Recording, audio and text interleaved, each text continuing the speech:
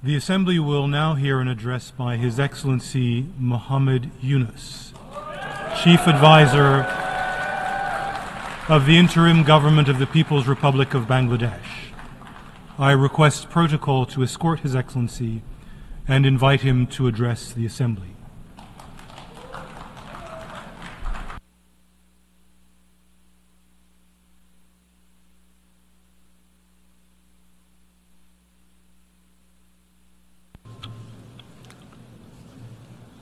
বিসমিল্লাহির রহমানির রহিম।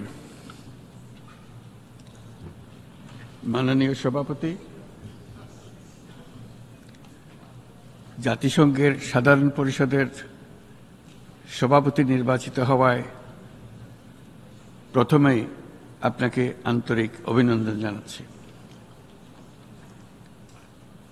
আমি আশ্বস্ত করছি যে আপনার এই দায়িত্ব পালনকালে বাংলাদেশ প্রতিনিধি দল আপনাকে পূর্ণাঙ্গ সহযোগিতা প্রদান করবে।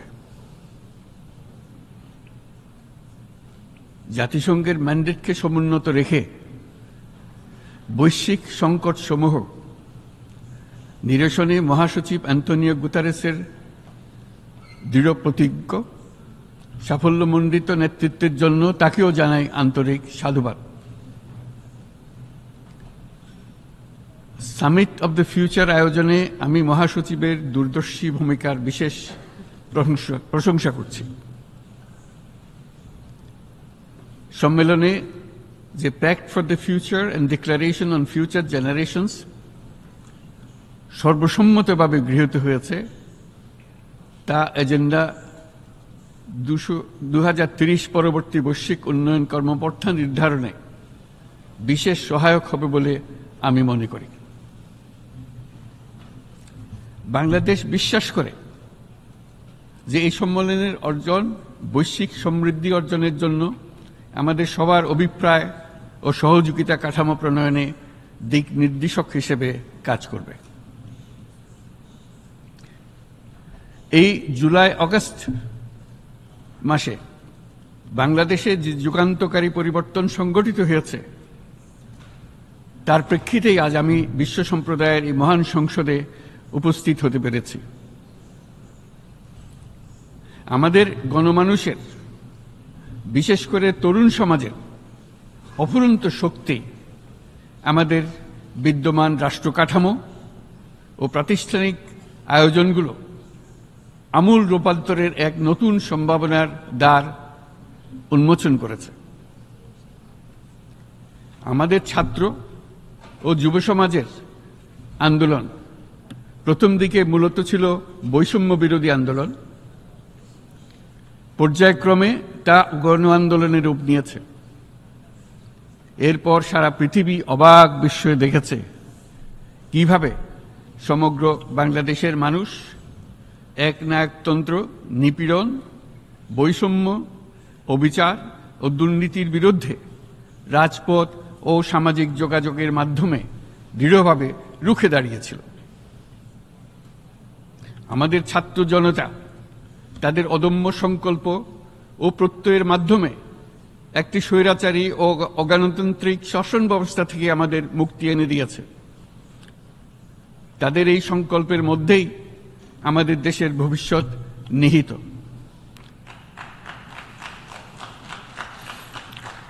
যা এই দেশকে বিশ্ব সম্প্রদায়ের মাঝে একটি দায়িত্বশীল জাতির মর্যাদায় উন্নত করবে বলে আমি বিশ্বাস করি।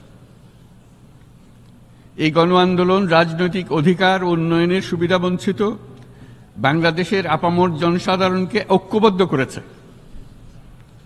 বাংলাদেশের মানুষ উন্নয়ন কর্মকাণ্ডকে অন্তর্ভুক্তিমূলক অংশীদারিত্ব রূপে দেখতে চেয়েছিল। আমাদের জনগণ একটা ন্যায্য, অন্তর্ভুক্তিমূলক ও কার্যকর গণতন্ত্রের জন্য লড়াই করেছে, যার জন্য আমাদের নতুন প্রজন্ম জীবন উৎসর্গ করেছে। আমাদের এই তরুণরা যে প্রজ্ঞা, সাহস ও প্রত্যয় দেখিয়েছে তা আমাদের অভিভূত করেছে, সারা বিশ্ববাসীকে অভিভূত করেছে। বন্দুকের গুলি উপেক্ষা করে বুক পেতে দাঁড়িয়ে গিয়েছিল আমাদের এই তরুণরা।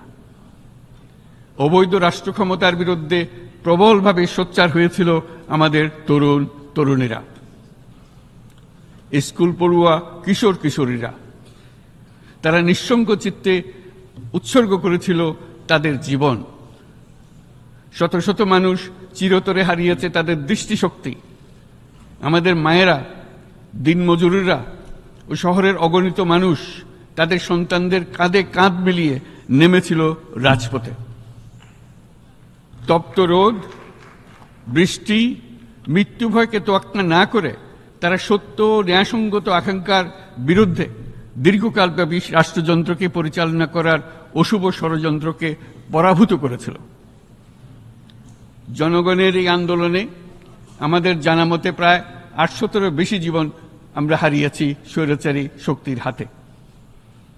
উদারনীতি, বহুত্ববাদ ও ধর্মনিরপেক্ষতার উপর মানুষের গভীর বিশ্বাস থেকেই বাংলাদেশ রাষ্ট্রের অভ্যুদয় হয়েছিল।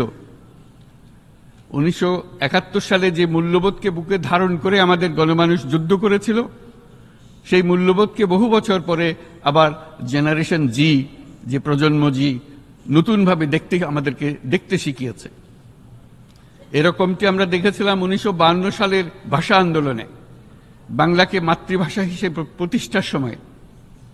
বাংলাদেশের এই অভ্যুত্থান আগামী দিনগুলোতে বিশ্বের বিভিন্ন প্রান্তে মানুষকে মুক্তি ও ন্যায় বিচারের পক্ষে দাঁড়াতে প্রেরণা যোগাবে।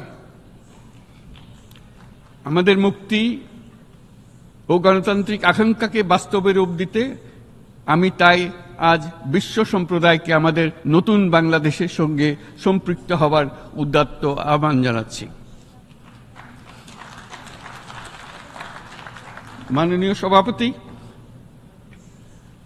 যে রাষ্ট্র কাঠামো দুঃসহ হয়ে গেছে তার পুনর্গঠনের জন্য আমাদের তরুণরা, দেশের আপামর জনসাধারণ একমত হয়ে আমার এবং আমার উপদেষ্টা পরিষদের উপর আস্থা রেখে সরকার পরিচালনার এক মহান দায়িত্ব আমাদের উপর ন্যস্ত করেছে।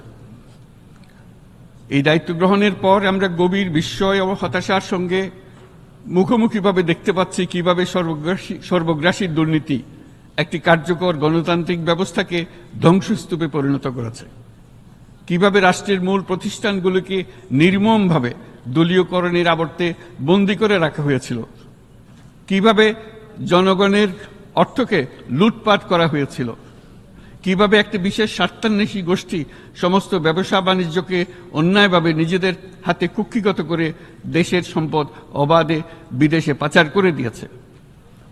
এক কথায়, কিভাবে প্রত্যেকটি পর্যায়ে ন্যায়, নীতি ও নৈতিকতা অদৃশ্য হয়ে গিয়েছিল। এরকম এক অবস্থার দেশকে পুনর্গঠন এবং জনগণের কাঙ্ক্ষিত রাষ্ট্র ব্যবস্থা প্রতিষ্ঠিত করার জন্য আমাদের উপর দায়িত্ব প্রদান করা হয়েছে। অতীতের ভুলগুলোকে সংশোধন করে একটা প্রতিযোগিতামূলক ও শক্তিশালী অর্থনীতি এবং ন্যায়ভিত্তিক সমাজ ব্যবস্থা গড়ে তোলাই এই মুহূর্তে আমাদের মূল লক্ষ্য। বর্তমান পরিবর্তিত পরিস্থিতিতে সকল রাজনৈতিক দল এখন স্বাধীনভাবে তাদের মতামত প্রকাশ করতে পারছে। যে সব ব্যক্তি বা প্রতিষ্ঠান রাষ্ট্রীয় কাজ ও সিদ্ধান্ত গ্রহণ করার প্রক্রিয়ায় সম্পৃক্ত, তাদের প্রত্যেকের জবাবদিহিতা নিশ্চিত করাই আমাদের অগ্রাধিকার। আমরা মানুষের মৌলিক অধিকারকে সমুন্নত ও সুরক্ষিত রাখতে দৃঢ়প্রতিজ্ঞ। আমাদের দেশের মানুষ মুক্তভাবে কথা বলবে, ভয়ভীতি ছাড়া সমাবেশ করবে, তাদের পছন্দের ব্যক্তিকে ভোট দিয়ে নির্বাচিত করবে, এটাই জাতির আকাঙ্ক্ষা এবং এটাই আমাদের লক্ষ্য। বিচার বিভাগের স্বাধীনতা সংরক্ষণ ও সাইবার ডোমেইন সহ গণমাধ্যমের স্বাধীনতা সুসংহতকরণে আমরা প্রতিজ্ঞাবদ্ধ। আমাদের একজন কৃষক বা একজন শ্রমিকের সন্তানও যেন সমাজের সর্বোচ্চ শিখরে পৌঁছতে পারে, সেই লক্ষ্যে বিশালকার অবকাঠামো নির্মাণের বদলে স্বাস্থ্য ও শিক্ষা খাতে বরাদ্দ বৃদ্ধির আমরা গুরুত্ব আরোপ করছি।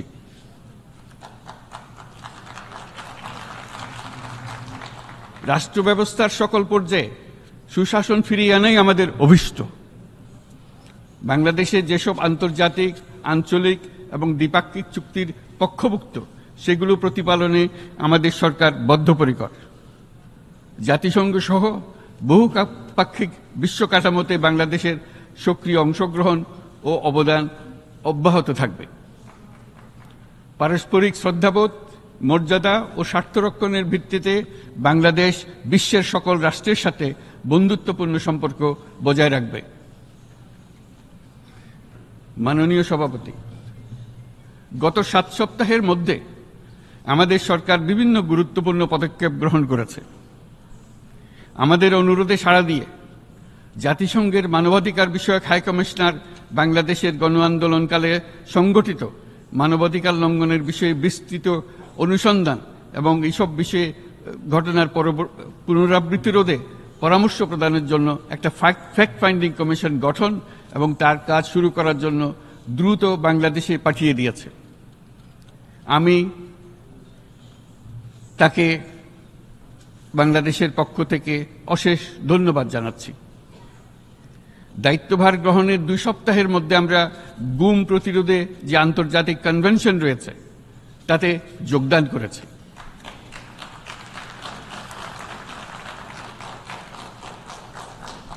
এর আশু বাস্তবায়নের জন্য প্রয়োজনীয় দেশীয় আইন ও বিধি প্রণয়নে আমরা এখন প্রক্রিয়া শুরু করেছি। বাংলাদেশে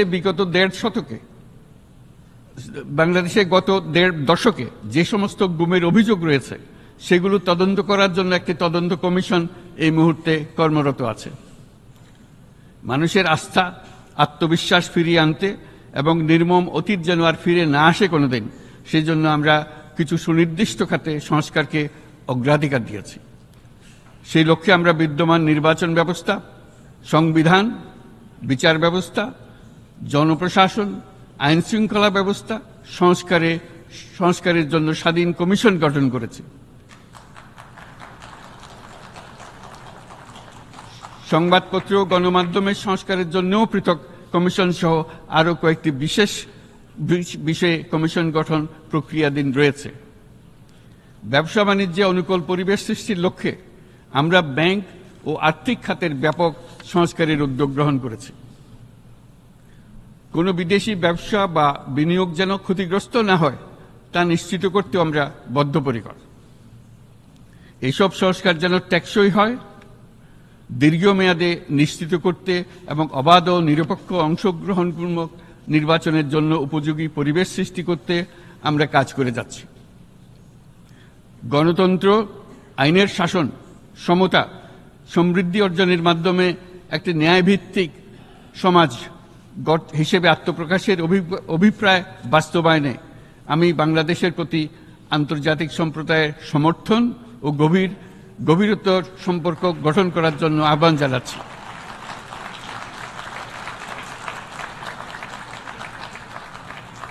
মাননীয় সভাপতি, বাংলাদেশ মনে করে যে শান্তি রক্ষা ও সংঘাত মোকাবেলা জনগণের সমৃদ্ধি নিশ্চিত করার মূল চালিকা শক্তি।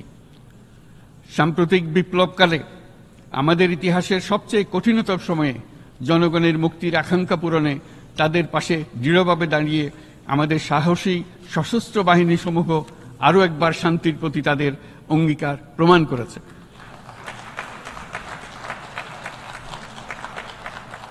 এটা সম্ভব হয়েছে শান্তি রক্ষায় আমাদের অঙ্গীকারের কেন্দ্রবিন্দুতে মানবাধিকারকে স্থান দেওয়ার ফলে। জাতিসংঘের পিস বিল্ডিং কমিশনের সূচনা লগ্ন থেকেই শান্তি রক্ষার মতো শান্তি বিনির্মাণেও বাংলাদেশ সমান অঙ্গীকার ব্যক্ত করে এসছে। আমাদের দিনগুলোতে আমরা জাতিসংঘের শান্তি রক্ষা কার্যক্রমে আমাদের মূল্যবোধ ভিত্তিক অবদানের ধারাবাহিকতা রক্ষা, সমুন্নত ও প্রসারিত করতে বদ্ধপরিকর। জাতিসংঘের শান্তিরক্ষা কার্যক্রমে অবদানকারী তৃতীয় বৃহত্তম রাষ্ট্র হিসেবে বাংলাদেশ এখন পর্যন্ত 43টি দেশে 63টি মিশনে শান্তিরক্ষী প্রেরণ করেছে।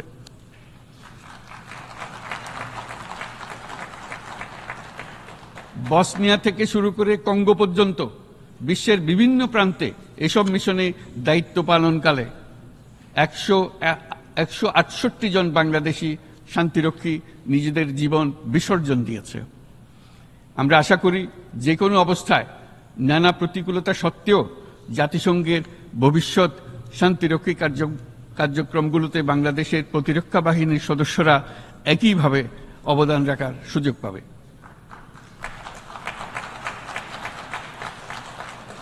মাননীয় সভাপতি, আমাদের সকলের বাসস্থান এই পৃথিবী বৈশ্বিক অগ্রাধিকারগুলোকে সঠিকভাবে নির্ণয় করতে আগ্রহী। জলবায়ু পরিবর্তন আমাদের সকলের অস্তিত্বের প্রতি হুমকি স্বরূপ। এই গ্রীষ্মে সর্বকালের রেকর্ড ভঙ্গকারী তাপদাহ আমাদের জলবায়ুজনিত পরিবর্তনের কথা স্পষ্টভাবে স্মরণ করিয়ে দিয়েছে। আমাদের যা প্রয়োজন তা হলো জলবায়ু সম্পর্কিত ন্যায় বিচার, যাতে করে দায়িত্বজ্ঞানহীন সিদ্ধান্ত, উদাসীন আচরণ কিংবা এর মাধ্যমে সাধিত ক্ষতির বিষয়ে যারা সংশ্লিষ্ট তাদের দায়বদ্ধ করা যায়। জলবায়ু পরিবর্তনজনিত দীর্ঘমেয়াদী প্রভাবগুলো অপূরণীয় ক্ষতির কারণ হয়ে দাঁড়িয়েছে।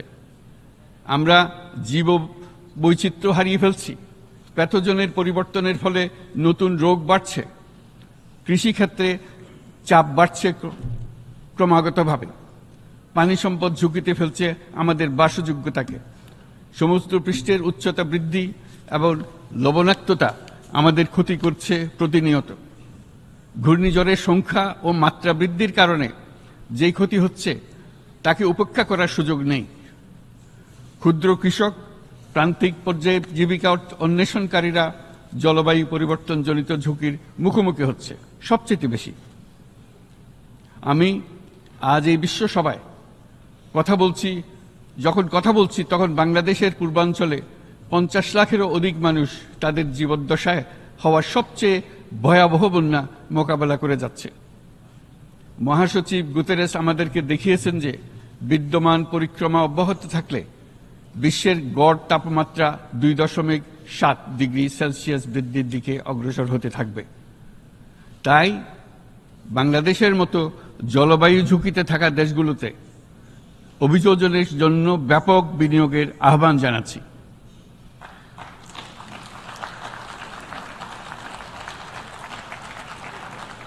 এছাড়াও উদ্ভাবনী শক্তির প্রয়োগ, অতিরিক্ত অর্থায়নের মাধ্যমে লস এন্ড ড্যামেজ ফান্ডকে কার্যকর করা আমাদের জন্য অত্যন্ত গুরুত্বপূর্ণ। একইভাবে আমাদের প্রয়োজন প্রযুক্তির সহজলভ্যতা, সক্ষমতা বৃদ্ধি।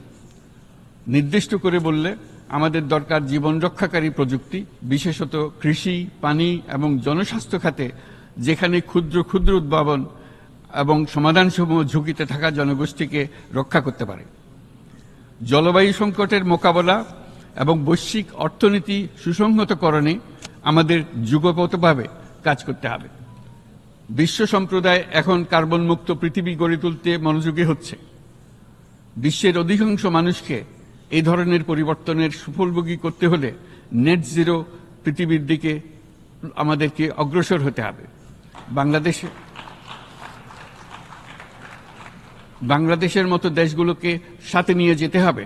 তা না হলে পারস্পরিক দায়িত্ববোধের মাধ্যমে পারস্পরিক সমৃদ্ধি অর্জনে আমাদের সার্বজনীন অঙ্গীকার পূরণে পিছিয়ে পড়ব আমরা।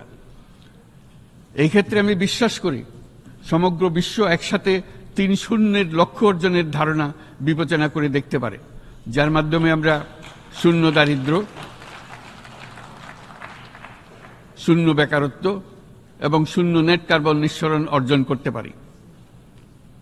যেখানে পৃথিবীর প্রতিটি তরুণ তরুণী চাকরি প্রার্থী না হয়ে বরং উদ্যোক্তা হিসেবে নিজেকে প্রতিষ্ঠিত করার সুযোগ পাবে। তারা যেন এই সম্পদের সীমাবদ্ধতা সত্ত্বেও নিজ নিজ সৃজনশীলতার বিকাশ করতে পারে, যেখানে একটি ব্যবসায়িক উদ্যোগ সামাজিক সুফল, অর্থনৈতিক মুনাফা এবং প্রকৃতির প্রতি দায়িত্বশীলতার মধ্যে একটি চমৎকার ভারসাম্য আনতে পারে, যেখানে সামাজিক ব্যবসার মাধ্যমে যে কোনো ব্যক্তি ভোগবাদী জীবনধারা থেকে উত্তরণ করে সামাজিক ও অর্থনৈতিক পরিবর্তনের সৃজনশীল শক্তি হিসেবে নিজেকে প্রতিষ্ঠিত করতে পারে।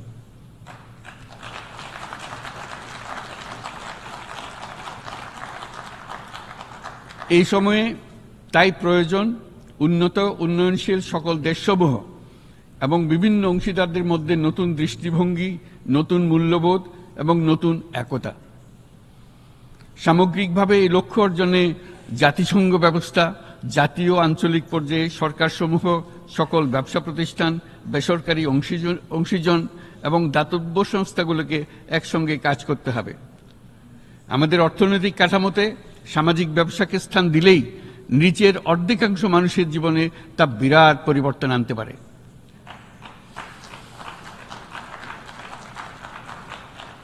এই পদক্ষেপ একই সঙ্গে জলবায়ুর ধ্বংসাত্মক গতিকে সফলভাবে রোধ করতে পারে এবং বাজার ব্যবস্থার মাধ্যমেই এই মীমাংসা হতে পারে। এ বিষয়ে আমি মহাসচিব গুতেরেসের বিশেষ দৃষ্টি আকর্ষণ করছি। মাননীয় সভাপতি, বহুমুখী সংকটে জর্জরিত বর্তমান বিশ্বে যুদ্ধ এবং সংঘাতের ফলে ব্যাপক ভিত্তিতে মানুষের অধিকার খর্ব হচ্ছে। বিশ্ববাসীর উদ্বেগ এবং নিন্দা সত্ত্বেও গাজায় গণহত্যা থামছে না।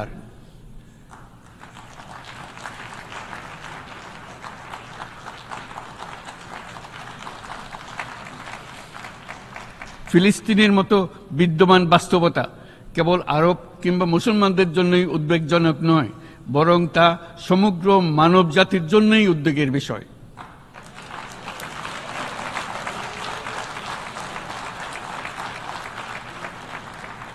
একজন মানুষ হিসেবে প্রত্যেক ফিলিস্তিনির জীবন অমূল্য।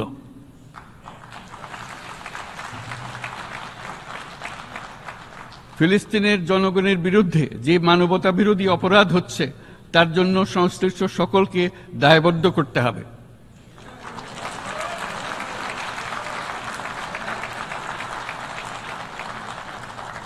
ফিলিস্তিনের জনগণের উপর চলমান নৃশংসতা, বিশেষত নারী এবং শিশুদের সাথে প্রতিনিয়ত যে নিষ্ঠুরতা বিশ্ব দেখাচ্ছে, তা থেকে নিস্তারের জন্য বাংলাদেশ অনতিবিলম্বে সম্পূর্ণ যুদ্ধবিরতির আহ্বান জানাচ্ছে।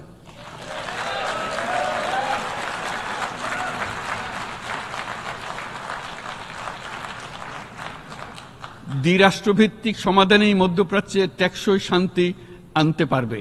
তাই জাতিসংঘ সহ আন্তর্জাতিক সম্প্রদায়ের সকলকে এর বাস্তবায়নের জন্য এখনই উদ্যোগ নিতে আহ্বান জানাচ্ছি।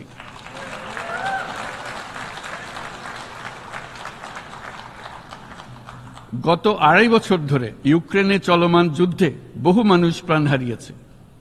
এই যুদ্ধের প্রভাব সর্বব্যাপী, এমনকি বাংলাদেশের অর্থনীতিতেও এর নেতিবাচক প্রভাব আমরা অনুভব করছি।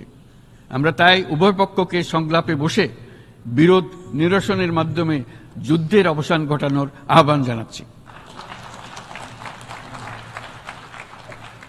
মাননীয় সভাপতি, বাংলাদেশ গত 7 বছর যাবৎ মায়ানমার হতে আগত 12 লাখেরও বেশি রোহিঙ্গাদের মানবিক কারণে আশ্রয় দিয়ে আসছে। এর ফলে আমরা বিরাট সামাজিক, অর্থনৈতিক, পরিবেশগত ক্ষতির সম্মুখীন হচ্ছি। মায়ানমারের অভ্যন্তরীণ সমস্যা থেকে সৃষ্ট এই সংকট বাংলাদেশ ও আমাদের অঞ্চলের জন্য প্রথাগত ও অপ্রথাগত উভয় ধরনের নিরাপত্তা ঝুঁকির কারণ হয়ে দাঁড়িয়েছে। মায়ানমার থেকে বাংলাদেশে বলপূর্বক বাস্তুচ্যুত রোহিঙ্গাদের সহায়তা করতে আমরা অঙ্গীকারবদ্ধ। আমরা রোহিঙ্গাদের জন্য মানবিক সহায়তা কার্যক্রম চালু রাখা এবং তাদের টেকসই প্রত্যাবর্তন নিশ্চিত করার উদ্দেশ্যে আন্তর্জাতিক সম্প্রদায়ের পর্যাপ্ত সহায়তা অব্যাহত রাখার আহ্বান জানাচ্ছি। রোহিঙ্গাদের সাথে সংগঠিত হওয়া ব্যাপক ভিত্তিক মানবাধিকার লঙ্ঘনের জন্য আন্তর্জাতিক বিচার আদালত এবং আন্তর্জাতিক অপরাধ আদালতে চলমান বিচার প্রক্রিয়ার মাধ্যমে ন্যায় বিচার নিশ্চিত করাও সমানভাবে গুরুত্বপূর্ণ।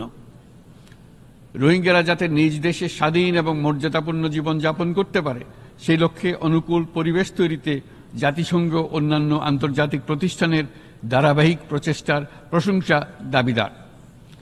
এই লক্ষ্যে রোহিঙ্গারা যাতে পর্যাপ্ত নিরাপত্তা ও অধিকার নিশ্চিত করে তাদের নিজ ভূমি রাখাইনে ফিরে যেতে পারে, তার পথ সুগম করা অত্যন্ত দরকার। মায়ানমারে প্রতিনিয়ত পরিবর্তনশীল অবস্থা বিবেচনা রেখে বাংলাদেশ আন্তর্জাতিক সম্প্রদায়ের সাথে একযোগে রোহিঙ্গাদের নিজ দেশে মর্যাদাপূর্ণ টেকসই প্রত্যাবর্তনের জন্য পরিবেশ সৃষ্টিতে কাজ করতে প্রস্তুত।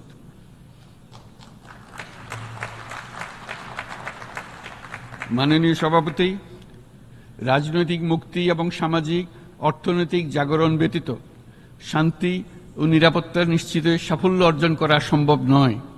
প্রায় এক দশক পূর্বে বিশ্ব সম্প্রদায় সর্বসম্মতক্রমে এজেন্ডা 2030 প্রণয়ন করেছিল। আমরা সবাই আমাদের সামষ্টিক আকাঙ্ক্ষা ও বিশ্বাস অর্পণ করেছি এই সার্বজনীন টেকসই উন্নয়ন অভিষ্টগুলো অর্জনে। সার্বিকভাবে মাত্র 17% ও কম লক্ষ্যমাত্রা অর্জন হয়েছে।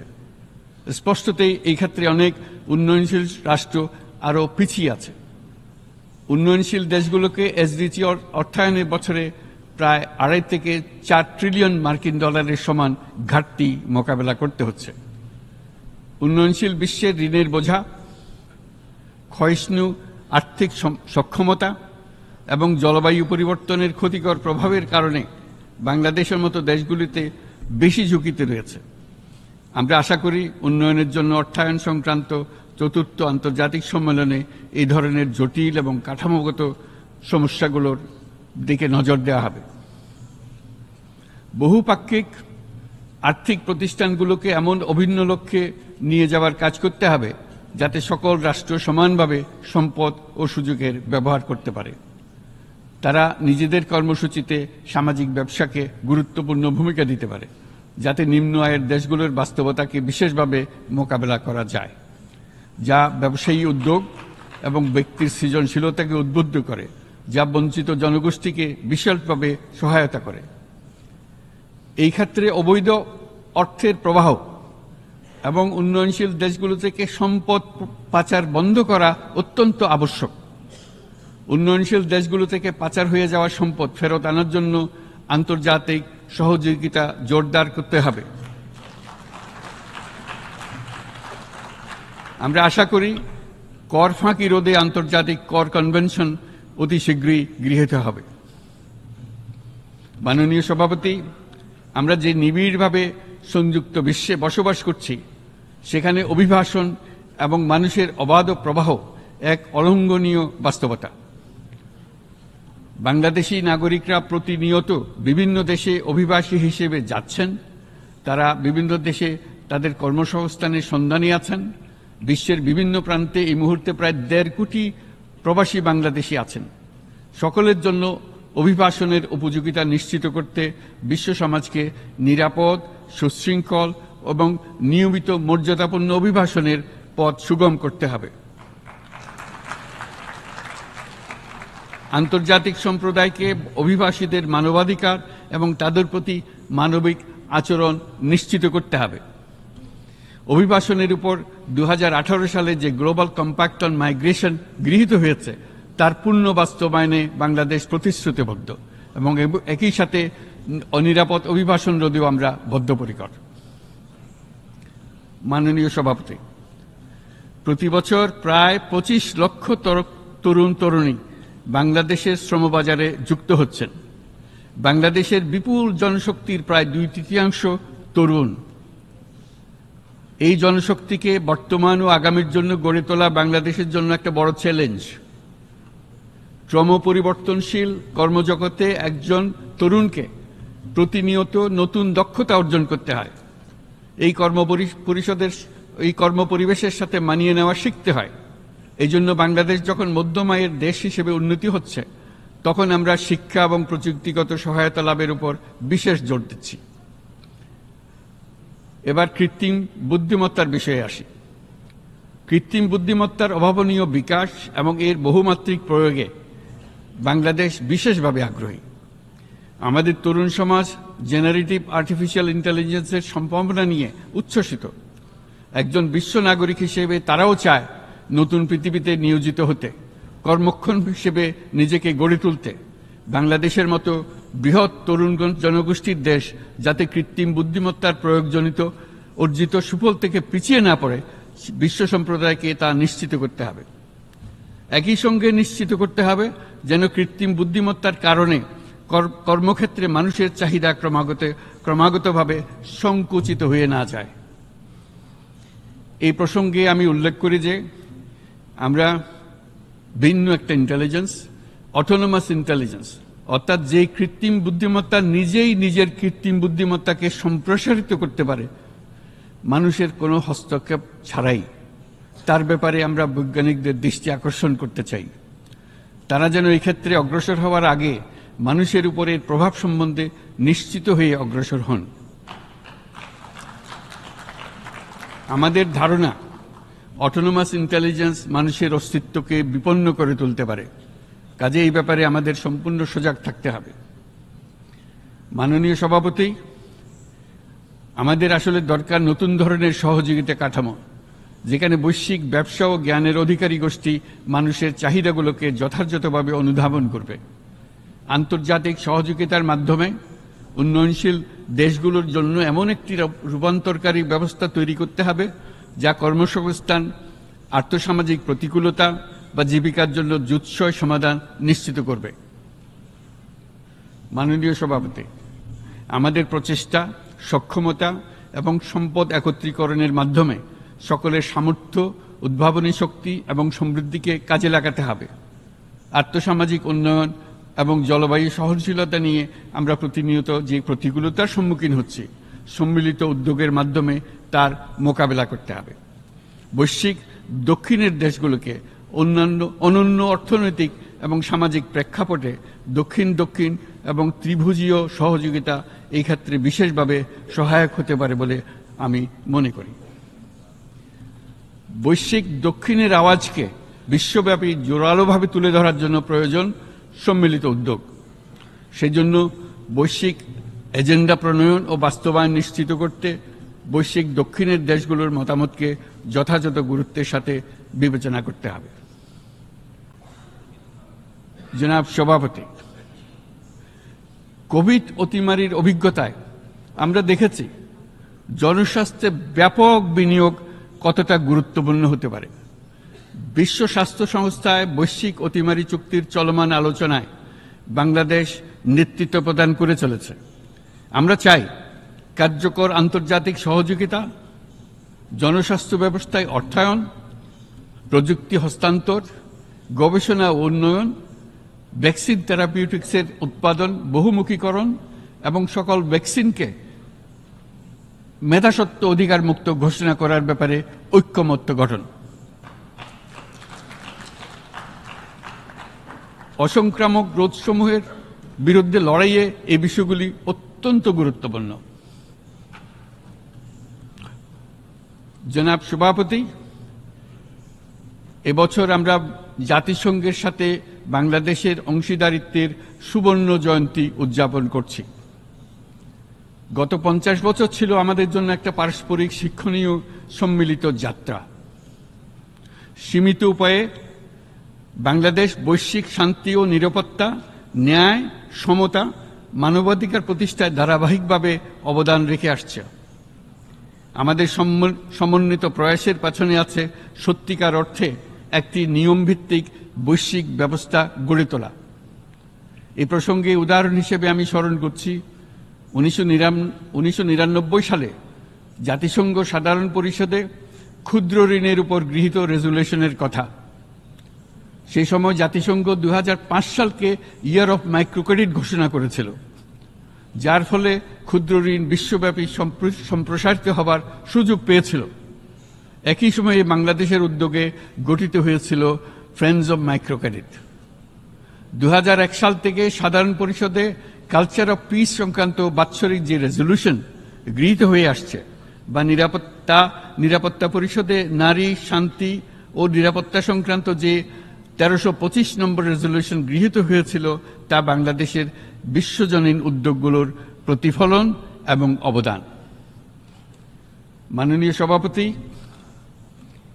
আজ এই মহান বিশ্বসভায় বিশ্ব নেতৃবৃন্দের উপস্থিতিতে প্রতিধ্বনিত হচ্ছে শান্তি, নিরাপত্তা, ন্যায় বিচার প্রতিষ্ঠা এবং সম্পদের সুষম বন্টনের মাধ্যমে সকলের অন্তর্ভুক্তি নিশ্চিত করার আহ্বান। সদস্য রাষ্ট্র হিসেবে আমাদের প্রত্যেককে আজ গভীরভাবে অনুধাবন করতে হবে কিভাবে আমরা নারী, পুরুষ সকলের জন্য ও আগামীর দিনগুলোতে উদ্যোক্তা হবার সমান সুযোগ সৃষ্টি এবং তাদের ক্ষমতায়ন নিশ্চিত করতে পারি। সকল বৈশ্বিক সমস্যার সমাধানের জন্য আমাদের সবার হাতে যথেষ্ট সক্ষমতা, সম্পদ এবং উপায় রয়েছে। আসুন আমরা জাতীয় বা আন্তর্জাতিক যেসব প্রতিশ্রুতি দিয়েছি তা বাস্তবায়ন করি এবং অর্থনৈতিক ক্ষেত্রে সামাজিক ব্যবসার ধারণা প্রতিষ্ঠিত করে সকল প্রকার বৈষম্য ও অসমতার অবসানে ঐক্যবদ্ধভাবে আমরা কাজ করি। বাংলাদেশের তরুণরা প্রমাণ করেছে যে মানুষের স্বাধীনতা, মর্যাদা ও অধিকার সমুন্নত রাখার অভিপ্রায় কোনো উচ্চাভিলাষ নয়, বরং এটা সকলের নিশ্চিত প্রাপ্য। আজ এই মহান সমাবেশে আপনাদের উপস্থিতিতে শান্তি, সমৃদ্ধি ও ন্যায় বিচার নিশ্চিত করতে আন্তর্জাতিক, আঞ্চলিক এবং জাতীয় পর্যায়ে বাংলাদেশে তার ভূমিকাকে ক্রমাগতভাবে জোরদার করার নিশ্চয়তা দিচ্ছে। আজ আপনাদের সবাইকে শুভেচ্ছা জানাচ্ছি, ধন্যবাদ জানাচ্ছি।